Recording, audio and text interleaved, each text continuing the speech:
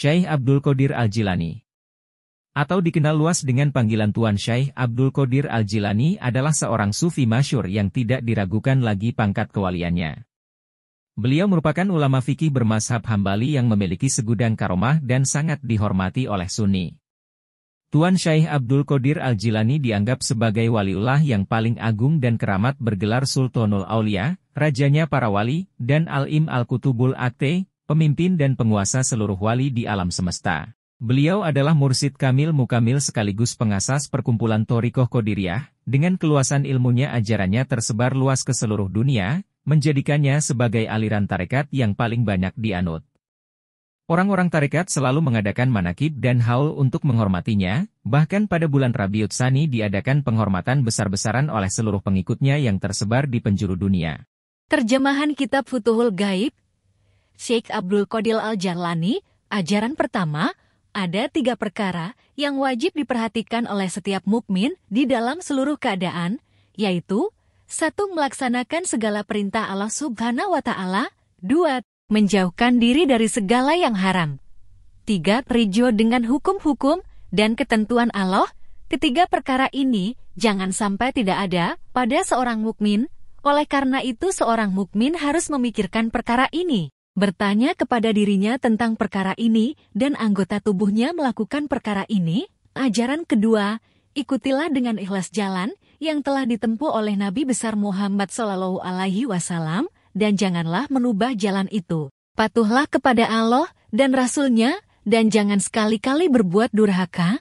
Bertauhidlah kepada Allah, mengesahkan Allah, dan jangan menyekutukannya. Allah itu maha suci dan tidak memiliki sifat-sifat tercela atau kekurangan. Janganlah ragu-ragu terhadap kebenaran Allah, bersabarlah dan berpegang teguhlah kepadanya. Bermohonlah kepadanya dan tunggulah dengan sabar, bersatu padulah dalam mentaati Allah dan janganlah berpecah belah.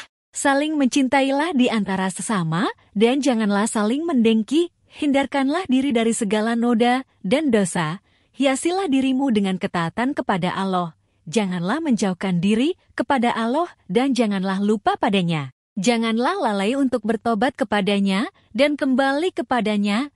Janganlah jemu untuk memohon ampun kepada Allah pada siang dan malam hari. Mudah-mudahan kamu diberi rahmat dan dilindungi olehnya dari mara bahaya dan azab neraka. Diberi kehidupan yang berbahagia di dalam surga, bersatu dengan Allah, dan diberi nikmat-nikmat olehnya, kamu akan menikmati kebahagiaan dan kesentausaan yang abadi di surga beserta para nabi, orang-orang siddiq, para syuhada, dan orang-orang saleh. Kamu akan hidup kekal di dalam surga itu untuk selama-lamanya.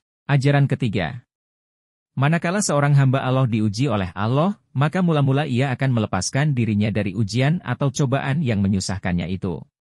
Jika tidak berhasil, maka ia akan meminta pertolongan kepada orang-orang lain seperti para raja, para penguasa, orang-orang dunia, atau para hartawan. Jika ia sakit, maka ia akan meminta pertolongan kepada dokter atau dukun. Jika hal ini pun tidak berhasil, maka ia kembali menghadapkan wajahnya kepada Allah Subhanahu wa Ta'ala untuk memohon dan meratap kepadanya. Selagi ia masih bisa menolong dirinya sendiri, ia tidak akan meminta pertolongan kepada orang lain.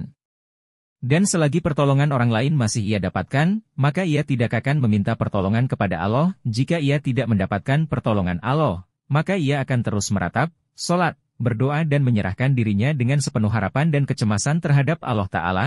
Sekali-kali Allah tidak akan menerima ratapannya, sebelum dia memutuskan diri dari keduniaan.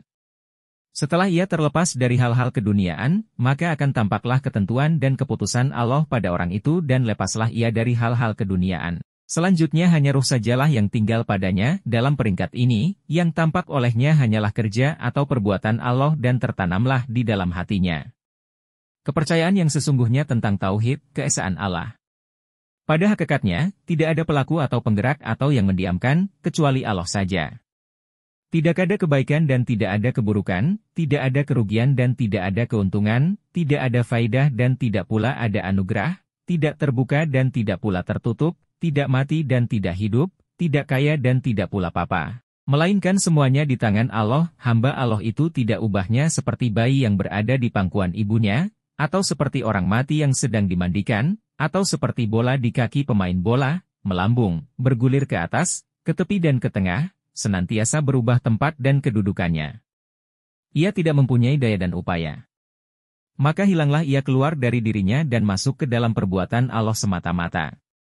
Hamba Allah semacam ini, hanya melihat Allah dan perbuatannya. Yang didengar dan diketahuinya hanyalah Allah. Jika ia melihat sesuatu, maka yang dilihatnya itu adalah perbuatan Allah. Jika ia mendengar atau mengetahui sesuatu, maka yang didengar dan diketahuinya itu hanyalah firman Allah. Dan jika ia mengetahui sesuatu, maka ia mengetahuinya itu melalui pengetahuan Allah. Ia akan diberi anugerah Allah. Beruntunglah ia karena dekat dengan Allah. Ia akan dihiasi dan dimuliakan. Ridalah ia kepada Allah. Bertambah dekatlah ia kepada Tuhannya. Bertambah cintalah ia kepada Allah. Bertambah khusyuklah ia mengingat Allah. Bersemayamlah ia di dalam Allah. Allah akan memimpinnya dan menghiasinya dengan kekayaan cahaya ilmu Allah. Maka terbukalah tabir yang menghalanginya dari rahasia-rahasia Allah yang Maha Agung. Ia hanya mendengar dan mengingat Allah yang Maha Tinggi.